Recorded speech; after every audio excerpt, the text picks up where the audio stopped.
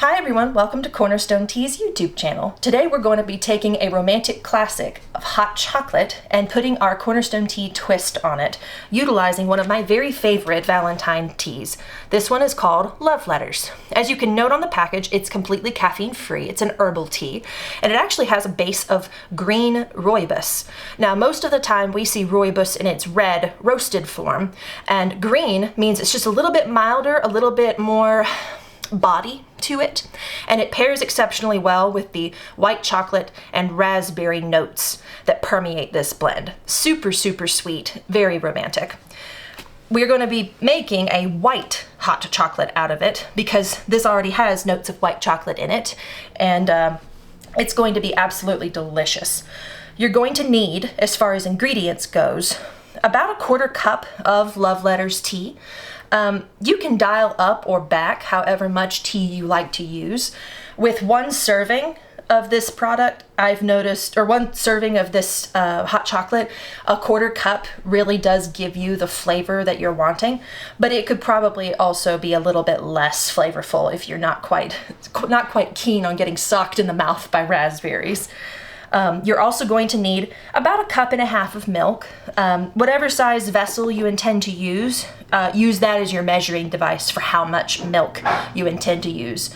You can utilize whatever milk you like, but I strongly recommend you do a little bit of thinking on which milk is going to melt with your chocolate best. Almond milk is difficult sometimes to work with in terms of tempering chocolate, as is other plant-based milks. This may be one of those occasions you spring for the organic cow's milk if you can handle it. But it's totally up to you. Use your imagination. And in terms of chocolate chips, I'm just using plain old Baker's chocolate chips. I shop at Aldi a lot, so mine are Aldi brand.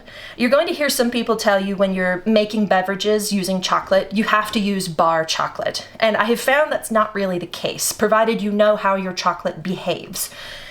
As long as you're not doing a lot of heavy temperature changes from cold to hot, you're not going to seize up your chocolate. You're not going to make it grainy or gross. You're going to have a good time. And the reason most people tell you, oh, you have to use bar chocolate is because the stabilizing agents that make these into chips can interfere with their meltability in beverages. With this brand in particular from Aldi, I've not noticed any real difference, so use what you got, have a little fun with it. And then towards the end, we're going to be using some just general little accoutrement to play with to decorate it and make it pretty. I've got organic rose petals and freeze-dried raspberry pieces. Those are both available to me because of what I do for a living. You can use whatever shows up in your refrigerator or pantry. I do encourage you though, if you do use rose petals, spring for organic because roses are one of the most blasted with pesticide things on the planet. It is not one of those you need to be ingesting. As far as equipment goes, you're going to probably want a quarter cup measuring device because both the dry measurements for this recipe involve a quarter cup of chocolate chips, quarter cup of tea, and you're going to want about 1.5 cups of milk. So you're going to need a liquid measuring device, glass, something shatterproof. You're also going to need your presentation vessel, so whatever you choose to serve this in. You're going to need a small sauce pot, probably the smallest one in your cabinet, and a little strainer guy here. And without further ado, I will show you how it is made. So the first thing we're going to do is we're going to heat our milk and our tea in the saucepan. And we are going to bring it to a simmery kind of bubble boil. The temperature isn't super important because this is an herbal tea. It's quite forgiving. I just want it to get hot enough that the tea can release its volatile flavor compounds into the milk. That way you're actually like getting what you want out of it. Once it has gotten to that temperature, turn off your stove, take it off of the heat, and let it sit for about 2-3 minutes just to get down a little bit in temperature. So now that our milk and our tea has steeped together for, a solid 5 minutes or so, I am going to, in the same milk measuring device, no need to wash it out, put my quarter cup of chalky chips, and I'm going to pour over top of it that tea and milk mixture. Now the warmth of the milk is going to gently melt these chocolate chips and homogenize them, suspend them in the milk. You'll notice this recipe doesn't have any sweetener because there's no need. Your chocolate chips are going to have the sweetness you require. I'll see you in a few minutes after these have melted.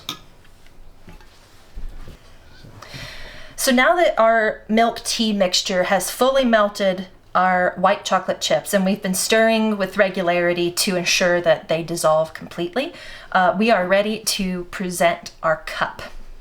So I'm going to pour this entire mixture through a little strainer into my drinking cup. You'll notice a lot of the volume of the milk disappears with the heating process. That's normal and natural. Feel free to top it up with a little bit of milk if you need to. Just get most of the drippies out.